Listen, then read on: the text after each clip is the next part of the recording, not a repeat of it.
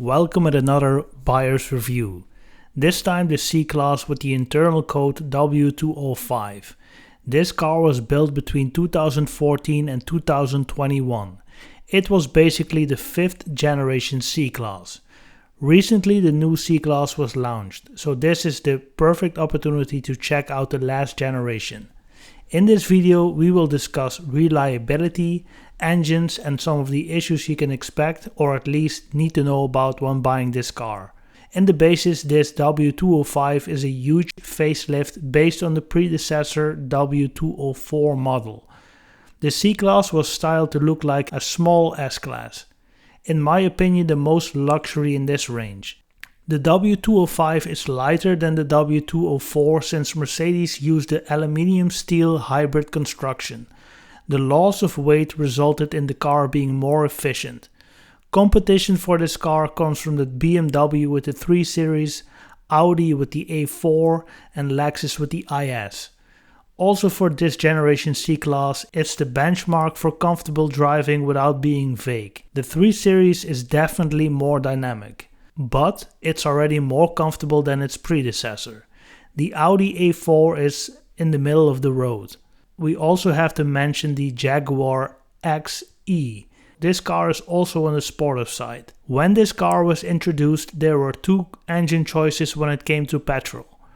The C300 had a 2-liter direct injection turbocharged inline-4 with 241 horsepower that was connected to a 7-speed automatic with pedal shifters. The C400 had a 3-liter direct injection bi-turbo V6 that made 329 horsepower and that was connected to the 7G-tronic and the 4MATIC all-wheel drive.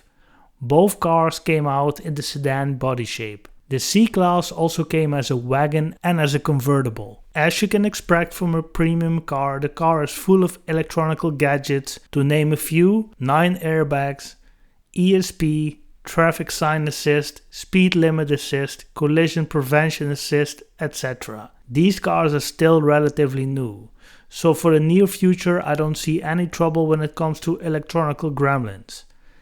Engines from Mercedes are usually masterpieces. This generation already had to deal with measurements to keep the CO2 levels down. This resulted in smaller displacement engines with turbos. This is the kind of traditional route for many manufacturers. Power output is still quite remarkable if you ask me. The long run has to decide if these engines are capable of reaching 500,000 miles or more. Also, Mercedes added a few hybrids to the range, like for instance the C350e plug-in hybrid. This car still offers quite some performance at 275 horses. If you like bigger and smoother engines, look for the W204 generation, but to be honest, the inline 4-cylinder with the turbo for Mercedes is more efficient and sometimes even more powerful. So that's a very good job, Mercedes. Engine choices for the W205 range from the C300 to the C63 AMG S model. The C-Class has mainly inline 4-cylinder engines for sale. It has 1 V6 in the C43 4MATIC and 2 V8s in the C63 and 63S model. This is what we know about the reliability of the W205 so far. And before we get into that, please, if you are in the market to buy such a young Mercedes, do an independent inspection on the car.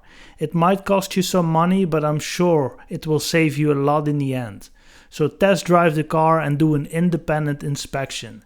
Take a day off, be with your bands. Test it, inspect it and then make a well-informed decision. On to some of the weaker points. Most of the problems seems to concentrate in the steering and airbag systems. Not very important you might think, but these are crucial for a safe car. Check if the car that you purchased already had a recall on it or not. And if not, negotiate with the seller. Engine wise, you want to check for leaks and get a proper full maintenance history on the engine.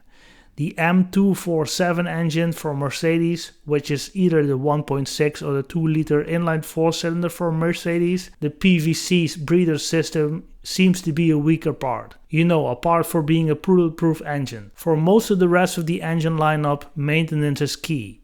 proper filler changes, oil changes, use premium fuel for the higher performance engines. It will not be cheap to run. Expect prices to go down in the next couple of months. This is a high-tech Mercedes from the 21st century. I love the brand, but they don't make them like they used to. Again, we're looking at the best in the range. Inline 4 cylinders with a turbo. Quite powerful, economical, full of gadgets and still looking like a baby's S-Class. While doing an independent check, closely inspect the spark plugs, check the turbo, and the turbo needs proper oil and cooling to last. These are some of the weaker points in turbocharged engines. Check for coolant leaks under the hood, and if you go for the Airmatic equipped vehicles, you probably have to replace the parts around 70 to 80,000 miles. If it was my money, I would go for traditional springs. I'm sure that the air ride drives sublime, but it's also a weaker point of their car and it has been for decades. No improvements here for Mercedes. Last but not least, if you go for the powerful AMG models, be aware to use quite some tires. If you drive the car hard and use its performance, tires will last sometimes only 7,000 miles. And you need some premium rubber to get the best driving experience. Keep this in mind.